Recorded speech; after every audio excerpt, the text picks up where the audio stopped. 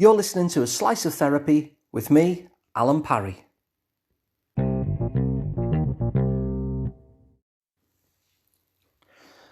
My granddad was a Liverpool docker, and he worked on the Liverpool docks in all kinds of weathers. And if you've ever been down by the Liverpool waterfront, you know that the weather's always exaggerated down there. If it's windy, just inland, it's really windy.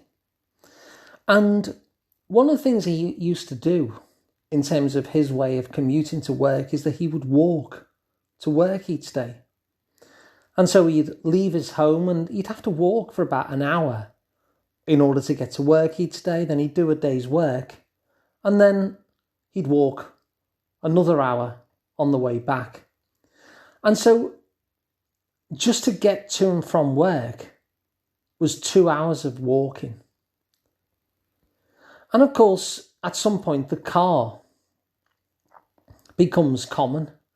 And so people of my generation now, we tend not to have to spend an hour walking to work. And in that same journey that he made that took him an hour, well, now that many of us have cars, that would probably take about 10 minutes.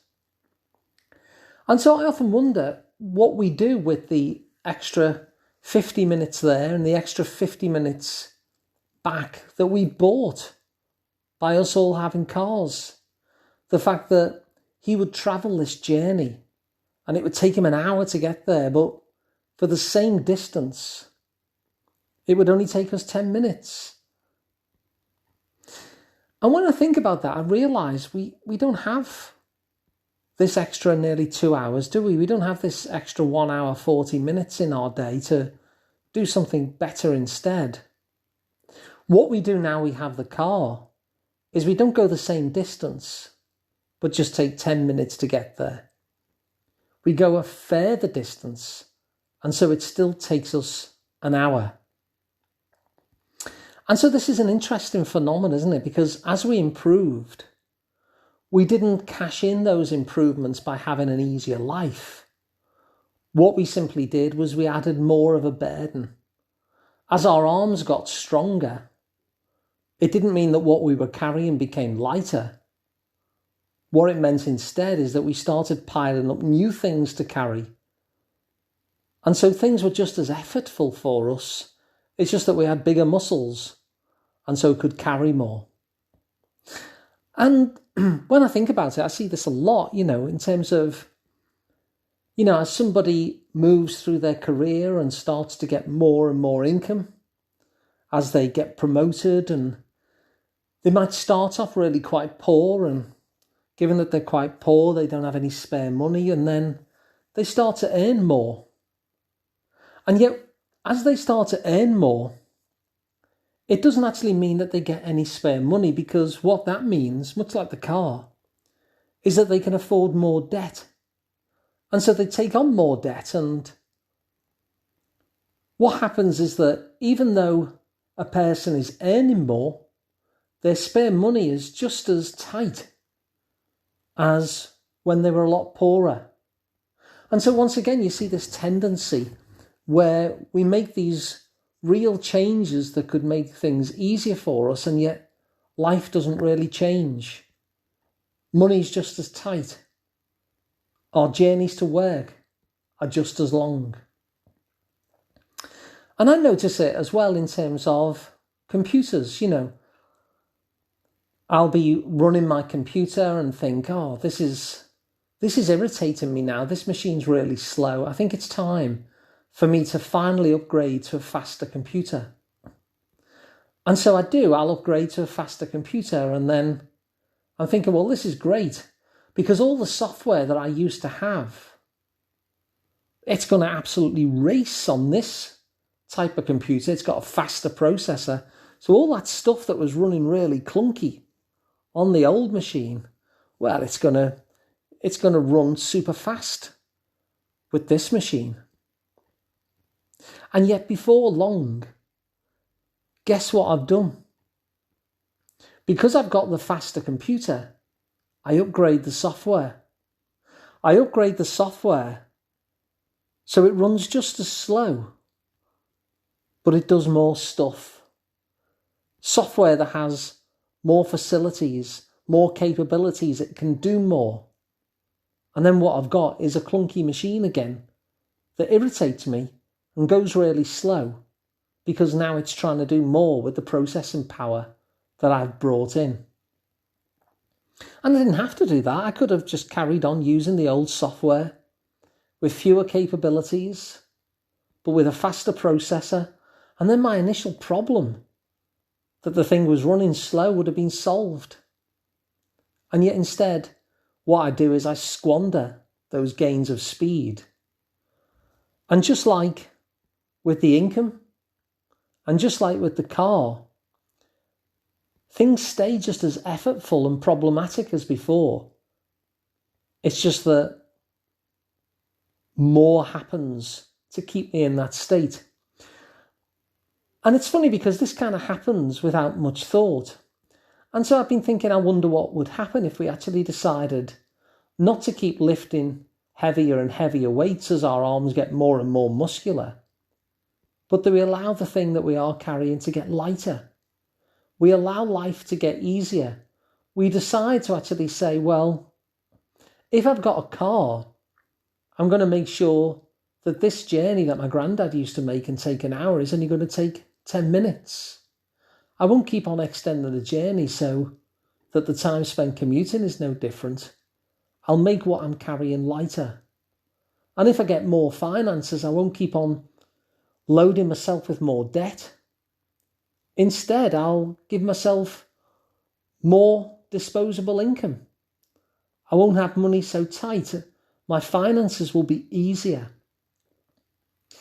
And so I find it interesting the way we have these abilities to make life easier in so many different areas of life. And yet we keep life hard by stacking things up on ourselves instead. We say to ourselves, given that I've got bigger muscles, I can now carry heavier things. And so it's just as heavy as before, it feels. It's just as effortful. It weighs us down in the same way. It strains our sinews in the same way. And yet we didn't have to do that. We could have decided to carry the same stuff and just make life easier. And when I think of converting our gains, I think in terms of the personal development gains that we can make as well. And I wonder whether this same temptation to pack more in rather than make life easier for ourselves happens as we get more skilled with things like tolerating stress. Because when we're stressed, one of the things that we'll try to do is get better at handling stress, get more tolerant of it, be able to deal with stress and find ways of dealing with stress which are really effective for us. And the whole point of that, of course, is that we feel less stressed, we feel more calm. And yet the danger again, I suppose, given by what happens with the car and the increased income and the faster computer and the bigger muscles, is do we actually end up feeling less stressed and more calm and more relaxed? Or because we can handle stress better, do we start piling on ever more stressors and stay just as stressed as we were before, but just be better at dealing with this heavier load? And so my invite really is to just raise your awareness of the two sides that go on as we make progress. Because as we make progress, we've actually got two choices. We can keep life just as hard, but do more.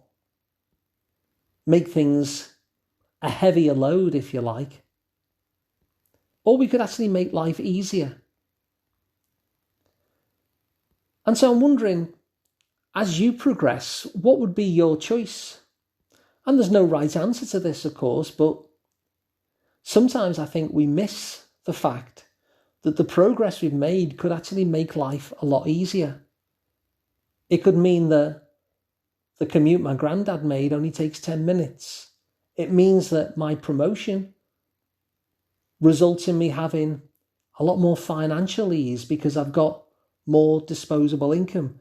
It means that buying this faster computer means that I can actually have a computer that works nice and fast and doesn't get me irritated. It means that as I increase my muscles, the thing I normally carry is easier to carry. Or we can do what we seem to be very tempted to do, which is make life just as hard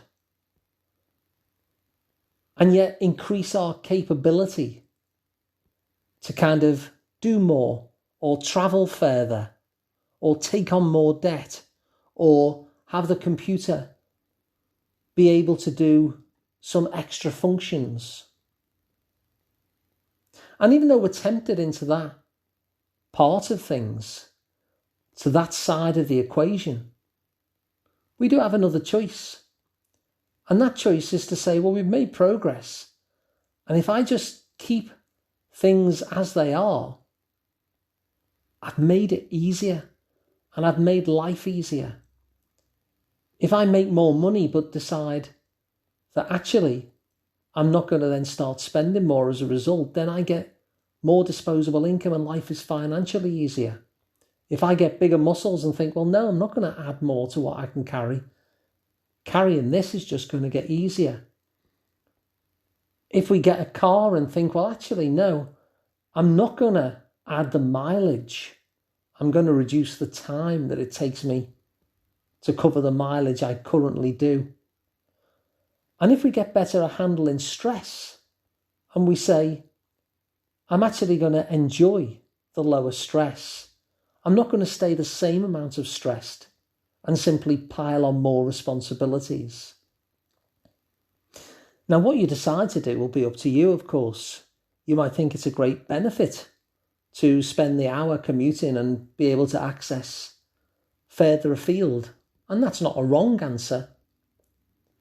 But one of the things I like to do is kind of highlight these overlooked options. And so often,